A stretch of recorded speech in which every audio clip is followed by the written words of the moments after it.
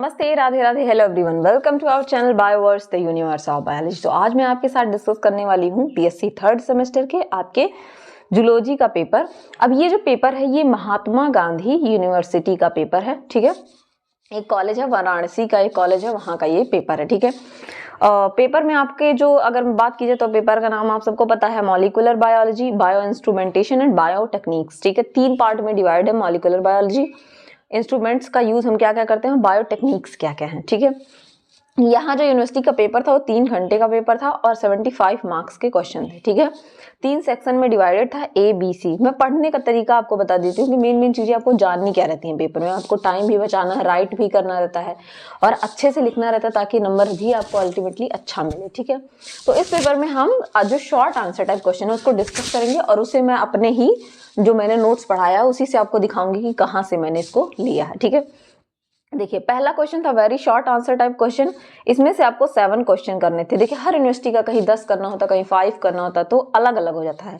लेकिन वर्ड्स यहाँ कितने थे, 50 वर्ड्स थे। 2 नंबर का एक क्वेश्चन था, 14 नंबर का ये पूरा क्वेश्चन था। अब देखिए 7 क्वेश्चन करने थे, आपको ऑप्शन कई सारे दिए थे यहाँ पे। ये पहले यूनिवर्सिटी मैंने देखी जहाँ ऑप्शन कई थे और आपको 7 करना था। उसमें से पहला कम जो पहला पार्ट है ये पहली यूनिवर्सिटी मैंने देखी है।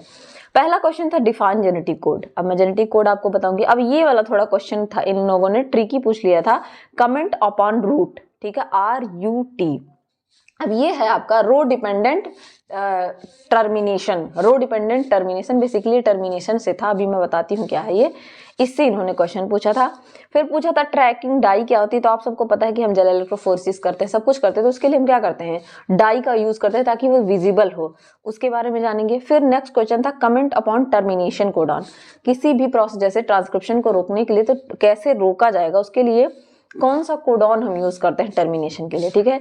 नेक्स्ट क्वेश्चन था आपका व्हाट इज हिस्टोन मिथाइलेशन। अब ये पोस्ट ट्रांसलेशनल मॉडिफिकेशन का क्वेश्चन है, इसको भी देखेंगे। व्हाट इज कैपिंग, कैपिंग क्या होता है, ये भी पोस्ट ट्रांसलेशनल मॉडिफिकेशन का ही पार्ट है, पोस्ट मॉडिफिकेशन ही है, ठीक है। अब डिफाइन क्रोमेटोग्राफी, क्रोमेटोग्राफी क्या होता है, ठीक है। नेक्स्ट क्वेश्चन था रिजॉल्विंग पावर माइक्रोस्कोप का। तो ये क्या है, रिपीटेड क्वेश्चन है, ठीक है। ये आपका पिछले ईयर भी पूछा था, ये भी आपका PYQ है, शॉर्ट फॉर्म में यहाँ पूछ लिया है। What right the use of centrifuge. अब ठीक है ये नहीं पूछा था, यूज ऑफ सेंट्रीफ्यूज ने एप्लीकेशन या यूज क्या होता है ये नहीं पूछा था, ये नया क्वेश्चन था लेकिन इसे मैंने पढ़ाया था। और डिफाइन करना था आपको ओपेरॉन, ओपेरॉन क्या होता है। चलिए इन क्वेश्चन को पहले हम डिस्कस करते हैं, फिर आगे के पार्ट को डिस्कस करेंगे। पहला ही क्वेश्चन आपसे पूछा था रूट, सेकंड क्वेश्चन रूट पूछा था। इसको हम कहते हैं रो यूटिलाइजेशन साइट, ठीक है। रो यूटिलाइजेशन साइट क्या होता है, देखिए रो यूटिलाइजेशन साइट को एक्रोनिम में हम क्या कहते हैं, रूट कहते हैं, ठीक है। रूट यूज कर सकते हैं। ये क्या है, ये सीक्वेंस होता है RNA इन बैक्टीरिया, मतलब आपके प्रोकैरियोट में, upstream of the terminator region. Terminator region मान लीजिए ये आपका DNA का वो है स्ट्रैंड, तो आगे वाला रीजन क्या होता है, अपस्ट्रीम, और पीछे वाला डाउनस्ट्रीम। तो इसमें पीछे से यहाँ की तरफ के लिखा है कि अपस्ट्रीम ऑफ टर्मिनेटर रीजन, तो टर्मिनेशन पीछे की तरफ होता है, उससे थोड़ा आगे serve as a binding site. ये बाइंडिंग साइट की तरह यूज किया जाता है जहां पे आके प्रोटीन रो फैक्टर बाइंड करता है। देखिए टर्मिनेशन 2 तरीके का होता है, एक होता है रो डिपेंडेंट और एक होता है रो इंडिपेंडेंट। अभी मैं उसको बताती हूँ। तो रो फैक्टर जो है, मान लीजिए आपका DNA था, यहाँ पे अपस्ट्रीम ये हो गया, आगे वाला अपस्ट्रीम हो गया और पीछे वाला डाउनस्ट्रीम। तो यहाँ जो अपस्ट्रीम के लास्ट में यहाँ पे आके बाइंड करेगा एक प्रोटीन होता है जिसको कहते हैं रो, ठीक है, रो कहते हैं उसको, ठीक। This sequence is necessary to rho dependent termination. और ये सीक्वेंस अगर टर्मिनेट होना मतलब आपके जो आपके ट्रांसक्रिप्शन का प्रोसेस हो रहा है, ट्रांसलेशन का प्रोसेस, उसको रोकना है, तो वहां पे जब रो प्रोटीन आएगा तब वो उसको सिग्नल मिलता है कि अब इसको क्या करना है, रोकना है, ठीक है। DNA transcription in bacteria, bacteria में बेसिकली किसकी बात हो रही है, प्रोकैरियोट की। बैक्टीरिया क्या है, प्रोकैरियोट है। Common feature of the rut site is an abundance of cytosine. Common site क्या होता है, कॉमन फीचर क्या होता है रूट साइट का, वहां पे क्या पाया जाना चाहिए, साइटोसिन बहुत ज्यादा पाया जाना चाहिए, पॉसिटी ऑफ गुआनिन रेसिड्यू, ठीक है। Although these sequences very widely in different gene, जबकि ये वेरी कर सकता है, लेकिन यहाँ पे देखा जाता है कि आपका साइटोसिन ज्यादा पाया जाना चाहिए। देखिए यहाँ हमने ट्रांसक्रिप्शन में इलांगेशन देखा है, लास्ट में क्या होता है, टर्मिनेशन, ठीक है। Termination of transcription occur in prokaryotes can occur through 2 main mechanism. 2 main mechanism से होता है, रूट का ही ये पार्ट है, मैंने यहाँ पढ़ाया था, बस आपको रूट नहीं बताया था कि ये क्या होता है, ठीक।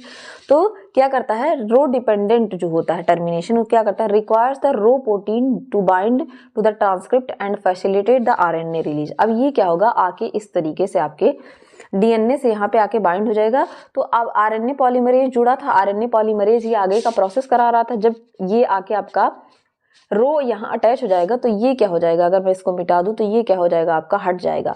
और जब ये हट जाएगा तो आगे आपका क्या होगा, प्रोसेस नहीं होगा। ठीक, ये होता है आरएनए रो डिपेंडेंट टर्मिनेशन। ठीक, रो इंडिपेंडेंट टर्मिनेशन क्या होता है, इसमें क्या होता है, formation of hairpin structure in RNA transcript followed by string of uracil residue causing RNA polymerase to dissociate from DNA template. अब यहाँ पे क्या होता है कि मान लीजिए ये आपका डीएनए था, ठीक, अब इसको टर्मिनेट होना यानी कि रुकना है, तो यहाँ पे क्या होगा, रो नहीं आएगा, रो इंडिपेंडेंट है, मतलब रो की जरूरत नहीं पड़ेगी। यहाँ पे क्या होता है, जो हेयर पिन लाइक स्ट्रक्चर बन जाता है आरएनए ट्रांसक्रिप्ट में। अब ये आरएनए ट्रांसक्रिप्ट है तो यहाँ पे इस तरीके से hairpin like structure, hairpin आप सबने देखा है ना, इस तरीके से होता है, जो लगाते हैं लड़कियां, छोटी बच्चे लगाते हैं, तो इस तरीके का स्ट्रक्चर बन जाएगा, स्ट्रिंग बन जाएगा यूरेसिल रेसिड्यू का।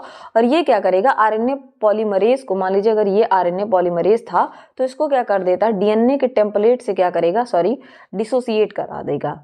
और जब डिसोसिएट, जब आरएनए पॉलीमरेज ही नहीं रहेगा तो आगे का प्रोसेस कैसे होगा, इस तरीके से ही हट जाएगा। तो होपफुली आपको कॉन्सेप्ट भी समझ में आया होगा। चलिए नेक्स्ट क्वेश्चन देखते हैं।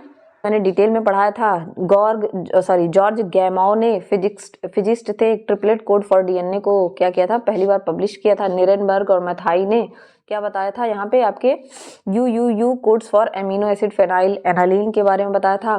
खुराना एंड हॉली ने कंट्रीब्यूट किया था इनको डेसिफर करने में, ठीक है, इनको और अच्छे से परिभाषित करने में। हॉली ने बताया था कि सीक्वेंस ऑफ टीआरएनए पाया जाता है जो कि ट्रांसलेशन में हेल्प करता है। ये तो कुछ हो गया आपका इनका पीछे का।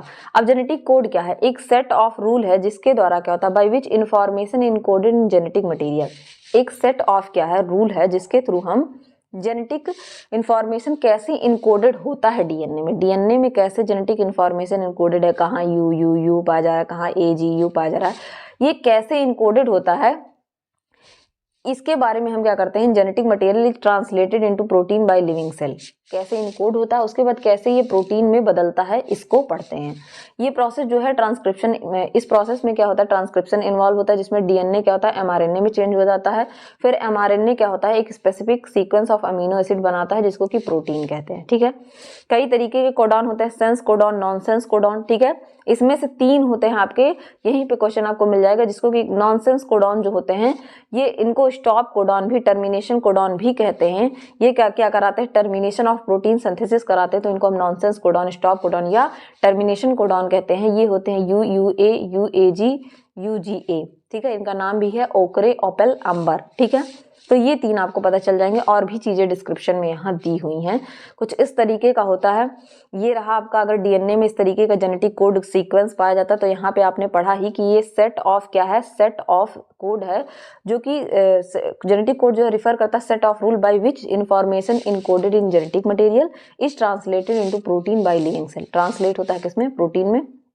तो यहाँ आप देख भी सकते हैं कि किस तरीके से ये प्रोटीन की एक पूरी लीनियर सीक्वेंस बन रही है। ठीक है, किस तरीके से कोडॉन पाए जाते हैं, ये कुछ इतने कोडॉन, 64 कोडॉन देखने को मिल जाएंगे जो इस तरीके से दिखते हैं। ठीक है, अब अगर बात की जाए तो किस तरीके से प्रोटीन का सिंथेसिस कराते हैं, ये पूरा ट्रांसक्रिप्शन होता है, ट्रांसक्रिप्शन के बाद ट्रांसलेशन, फिर प्रोटीन बनता है। ठीक, फिर आपका नेक्स्ट क्वेश्चन था ट्रैकिंग डाई। ट्रैकिंग डाई क्या होती है, tracking dye that is added to a sample in an electrophoresis. जब इलेक्ट्रोफोरेसिस हम परफॉर्म करते हैं, हम डीएनए को क्या करते हैं, इलेक्ट्रोफोरेसिस के थ्रू हम क्या करते हैं, डीएनए का इल्यूशन करते हैं, डीएनए को रन कराएंगे पहले इलेक्ट्रोफोरेसिस पे। तो जो सबसे नीचे जाता है आपका डीएनए पे कौन सा चार्ज होता है, नेगेटिव, जो पॉजिटिव की तरफ मूव करता है और सबसे छोटे साइज का होता है वो सबसे आगे जाता है। उसके बाद हम इसको कट करके निकाल लेते हैं, इस प्रोसेस को हम इल्यूशन कहते हैं। ये भी क्वेश्चन पूछ सकता है, what is illusion.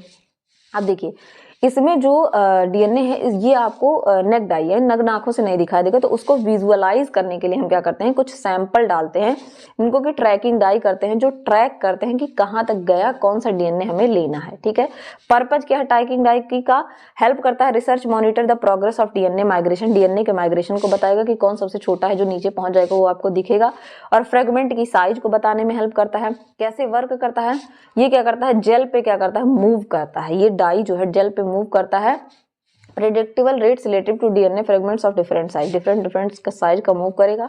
Common tracking dyes की अगर बात करें तो bromophenol, blue, xylene, FF commonly use tracking dye. ठीक, पेज की ही बात करूँ तो यहाँ पे देखिए आप स्टेनिंग डाई का यूज करते हैं। After electrophoresis gel is stained commonly किससे आप करते हैं, कोमासीन, ब्रिलियंट ब्लू और सिल्वर स्टेन से। तो मतलब अगर आपने बहुत अच्छे से पढ़ा होगा तो आपका पेपर बहुत अच्छे से गया होगा। नेक्स्ट क्वेश्चन की तरफ मूव करते हैं। क्रोमेटोग्राफी पूछा था, तो क्रोमेटोग्राफी को बताने वाले साइंटिस्ट जो थे रसियन बॉटनिस्ट थे, मिखेल टीस्वेट या स्वेट बोल सकते हैं उनका, उन्होंने टर्म दिया था क्रोमेटोग्राफी। क्रोमेटोग्राफी क्या होता है, एक बायोफिजिकल टेक्निक है, बायो और फिजिक्स को मिला के एक टेक्निक है जो क्या करता है, इनेबल करता है या अलाउ करता है separation, identification and purification of the component of a mixture for quantitative and qualitative analysis. ठीक, आपने कोई मिक्सचर लिया, जैसे आप पिगमेंट्स लेते हैं, क्लोरोफिल लेते हैं, उस मिक्सचर को सेपरेट करने में, अलग करने में, पहचानने में कि कौन सा है, 1 क्या है, 2 क्या है, इसको पहचानने में और इनको प्योरीफाई करने में ये टेक्निक हेल्प करती है और ये एक बायोफिजिकल टेक्निक है। ठीक है, कुछ इस तरीके से आपको column chromatography, paper chromatography, thin chromatography, principle क्या है क्रोमेटोग्राफी का ये भी आपको बताया गया है। यहाँ तो आपको शॉर्ट 50 वर्ड में लिखना था, तो आप बहुत सारी इंपॉर्टेंट चीजें ऐड कर सकते थे। फिर नेक्स्ट क्वेश्चन पूछा था सेंट्रीफ्यूगेशन क्या होता है। सेंट्रीफ्यूज क्या है, ये सेंट्रीफ्यूज की अगर बात की जाए तो सेंट्रीफ्यूज एक मशीन है जहां पे सेंट्रीफ्यूगेशन परफॉर्म किया जाता है। अब सेंट्रीफ्यूगेशन क्या है, सेंट्रीफ्यूगेशन एक प्रोसेस है जिसमें हम क्या करते हैं, centrifugal force to separate the lighter portion of solution, mixture और सस्पेंशन फ्रॉम हैवियर पोर्शन। अब दो आपने लिया, जैसे मान लीजिए आपने मिक्स कर लिया, अगर आपने नीम देखा होगा, नीम के पत्ते को क्या बनाया, मॉर्टल पिस्टल से पेस्ट बनाया और उसको पानी के साथ, और इसमें आपका है, अब दोनों को क्या करना है, उसमें जो नीम है उसको अलग करना और पानी को अलग करना है, तो हम क्या करते हैं सेंट्रीफ्यूज।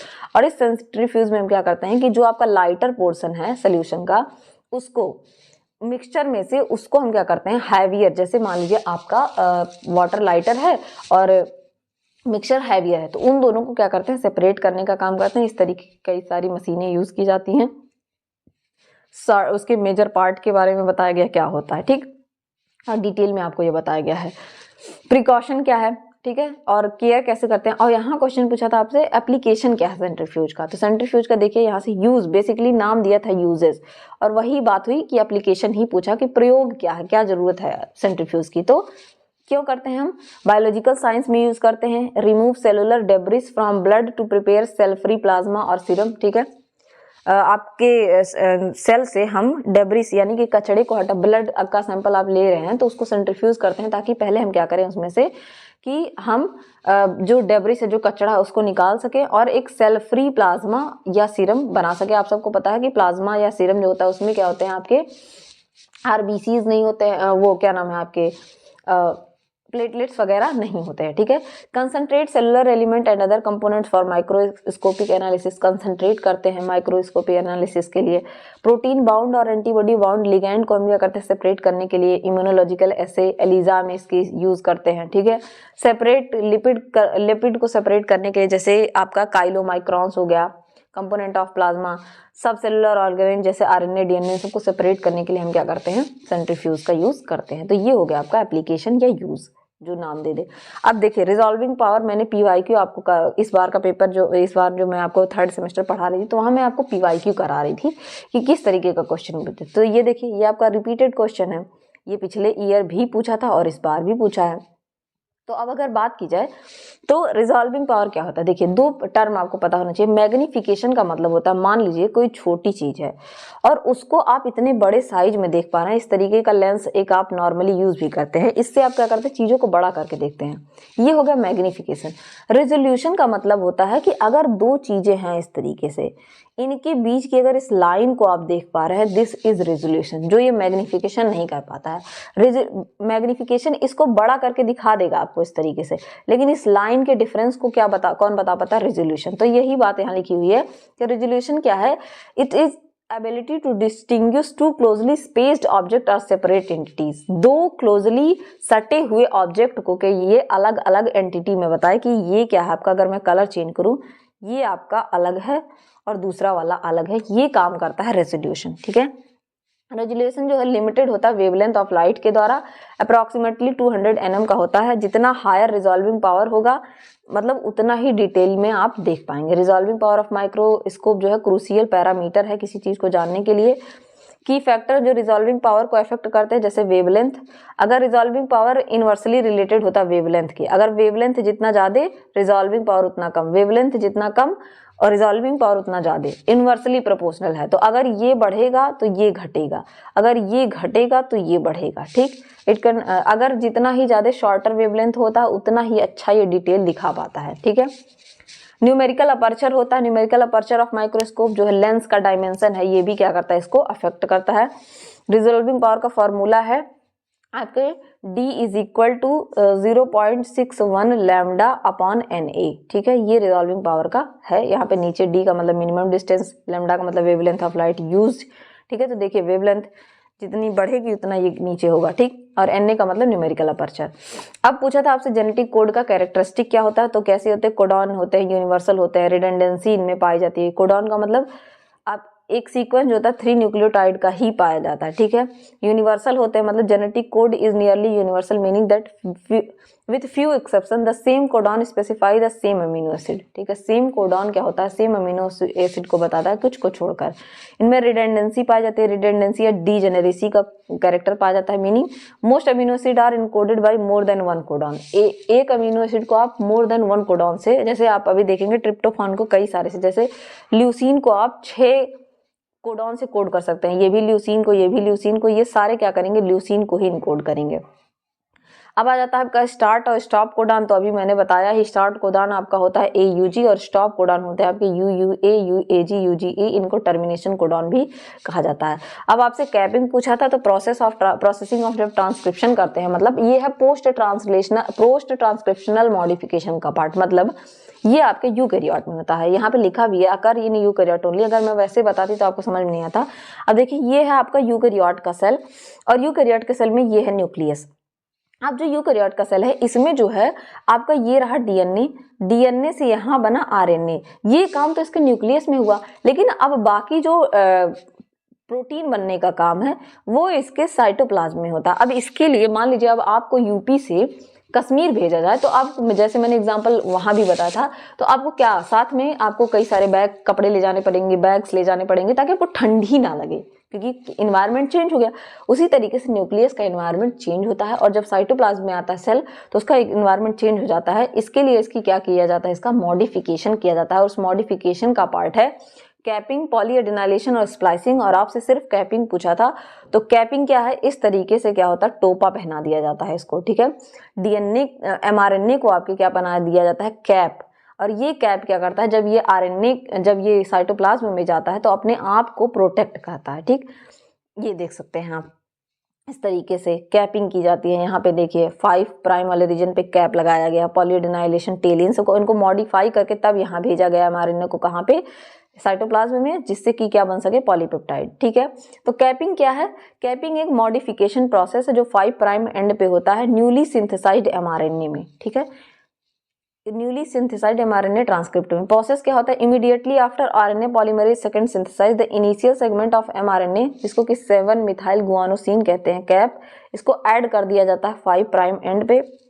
और ये रोल क्या है इसका, ये कैप इसेंशियल होता है ट्रांसलेशन को इनिशिएट करने के लिए, mRNA को स्टेबिलिटी देने के लिए और प्रोटेक्शन के लिए, ताकि कोई भी एक्सोन्यूक्लियस, आप सबको पता है कि आप सेल में क्या होता है, एक्सोन्यूक्लियस होते हैं, तो वो अगर इसकी कैपिंग ना की जाए, अब ये बेचारा दूसरे प्रदेश से, आप यूपी से जा रहे हैं, अगर कश्मीर में अगर कपड़े नहीं लेकर जाएंगे तो ऑब्वियसली आपको ठंडी लगी जाएगी और आप बीमार पड़ जाएंगे। उसी तरीके से अगर इसको बेचारे को इतना कपड़ा पहना के ना भेजा जाए, पीछे टेल लगा दिया जाता है, पॉली ए टेल, आगे कैपिंग, ताकि ये बचा रहे, अपने आप को प्रोटेक्ट कर पाए, एक्सोन्यूक्लियस इसको तोड़ ना पाए, वरना एक्सोन्यूक्लियस को तोड़ तोड़ के फ्रेगमेंट बना देंगे तो आगे का प्रोसेस ही नहीं होगा।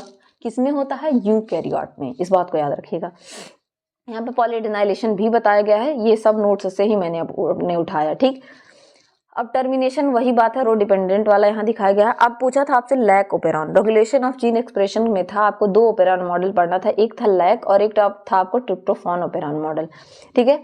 Regulation of gene expression in prokaryote is essential for their survival and adaptation to different environment. क्या होता है, ये बहुत ज़्यादा जरूरी होता है कि डिफरेंट इन्वायरमेंट में सर्वाइव कर सके। प्रोकैरियोटिक सेल के पास मेम्ब्रेन बाउंड न्यूक्लियस तो होता नहीं है। Regulate gene expression primarily at transcriptional level, तो इसी वजह से इनको क्या किया जाता है, इन प्रोकैरियोट में रेगुलेशन ट्रांसक्रिप्शनल लेवल पे किया जाता है। अब यहाँ पे ओपेरॉन क्या है, देखिए ओपेरॉन एक है prokaryotic gene often organized into operons which are cluster of gene transcribed as a single mRNA molecule। ठीक है, ये क्या करते हैं, regulated by single promoter and operator region. यहाँ पे देख सकते हैं ऑपरेटर जो होता है बाइंडिंग साइट होता है। यहाँ पे इस तरीके से आप इसको समझिए, ओपेरॉन एक बेसिकली मॉडल है जिसमें कुछ आपको अलग अलग जीन देखने को मिलेंगे। आगे रेगुलेटरी, नीचे प्रमोटर, उसके बगल में ऑपरेटर और यहाँ स्ट्रक्चरल जीन।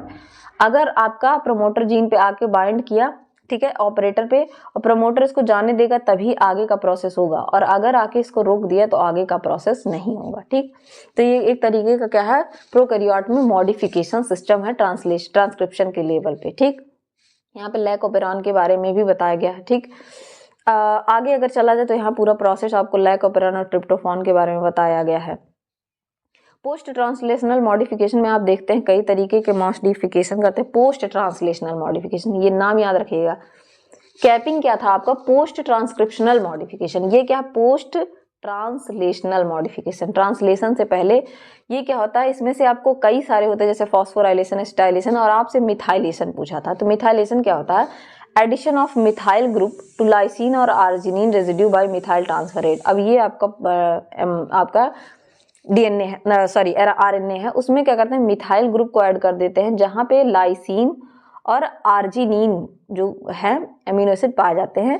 मिथाइलेशन क्या होता है, प्रोटीन प्रोटीन इंटरैक्शन को, जीन एक्सप्रेशन को और सिग्नलिंग पाथवे में हेल्प करता है। इस तरीके से आप क्या करते हैं, प्रोटीन का क्या करते हैं, मॉडिफिकेशन करते हैं मिथाइल ग्रुप ऐड करके, ताकि ये जो है आपका प्रोटेक्टेड रहे। ठीक, तो ये कुछ शॉर्ट नोट आपसे पूछा था जिसको मैंने पूरा एक्सप्लेन किया, और सारे इसको मैंने अपने नोट से ही एक्सप्लेन किया है कि किस तरीके से आपको नोट्स मैंने पढ़ाया था। अगर पढ़ा होगा तो आपका हुआ होगा। आगे देखते हैं, तो कॉन्सेप्ट भी क्लियर हो जाएगा। ठीक है, तो यहाँ पे मैंने सारे जितने आपके शॉर्ट नोट थे उसको कर दिया। अब सेक्शन बी में पूछा था शॉर्ट आंसर टाइप क्वेश्चन, बहुत आसान था। 5 क्वेश्चन करने थे, 200 वर्ड में लिखना था। इसमें पहला क्वेश्चन था right short note activation of tRNA. Translation होता है तो टीआरएनए का एक्टिवेशन कैसे होता है, मैंने पढ़ाया डिटेल में। Right short note on working principle and application of compound microscope. आपको लाइट माइक्रोस्कोप, कंपाउंड, सारे माइक्रोस्कोप के बारे में बताया गया है कि किस तरीके से होता है। यहाँ कंपाउंड पूछा था। ठीक, नेक्स्ट क्वेश्चन पूछा था right short note on RNA polymerase of prokaryote. Prokaryote के आरएनए पॉलीमरेज के बारे में आपको बताना था। राइट शॉर्ट नोट आपको लिखना था ट्रिप्टोफान ओपेरॉन, 2 ओपेरॉन मैंने बताया ये आपको ऊपर। Comment upon chromatin modification, chromatin का मॉडिफिकेशन भी मैंने पढ़ाया है। यहाँ आपको नेक्स्ट क्वेश्चन में पेपर क्रोमेटोग्राफी पे शॉर्ट नोट लिख लेना था। नेक्स्ट क्वेश्चन में आपको प्रिंसिपल ऑफ स्पेक्ट्रोफोटोमेट्री लिखना था, और right note on DNA sequencing, जिसमें आपको Sanger method, Maxam Gilbert method को पढ़ाया गया है। सेक्शन सी में आपको कोई 3 क्वेश्चन करने थे आपको, 12 नंबर का था, 400 वर्ड में लिखना था। अब बात कीजिए तो यहाँ पे जो है डिस्क्राइब करना था पहले क्वेश्चन में method of initiation and transcription in eukaryote. याद रखिए, यूकैरियोट में आपको इनिशिएशन एंड ट्रांसक्रिप्शन का प्रोसेस बताना था। ठीक है, इनिशिएशन का बताना था। ठीक, नेक्स्ट क्वेश्चन में पूछा था describe the structural organisation and mechanism of regulation of lactose operon, यानी कि लैक ओपेरॉन आपको यहाँ पे बताना था। लैक ओपेरॉन से तीसरा क्वेश्चन है। ठीक है, नेक्स्ट क्वेश्चन था describe method of translation in prokaryote. Prokaryote में ट्रांसलेशन कैसे होता है। नेक्स्ट क्वेश्चन था describe the working principle and application of phase contrast microscope. Phase contrast के बारे में पूछा था, जो कि आपको पढ़ाया गया है। नेक्स्ट क्वेश्चन पूछा था describe the principle procedure application of agarose gel electrophoresis, जो कि आपको पढ़ाया गया है। लास्ट क्वेश्चन सबसे आसान था, पीसीआर बताना था। होपफुली ये पेपर जिस स्टूडेंट का था उनका तो काफ़ी अच्छा गया था पेपर, और जिन बच्चों का था जिन्होंने पढ़ा होगा, कहीं से भी पढ़ा होगा, उनका पेपर काफ़ी अच्छा गया होगा। चलिए, तो मिलते हैं नेक्स्ट वीडियो में, तब तक के लिए पढ़ते रहिए, बढ़ते रहिए। Thank you everyone.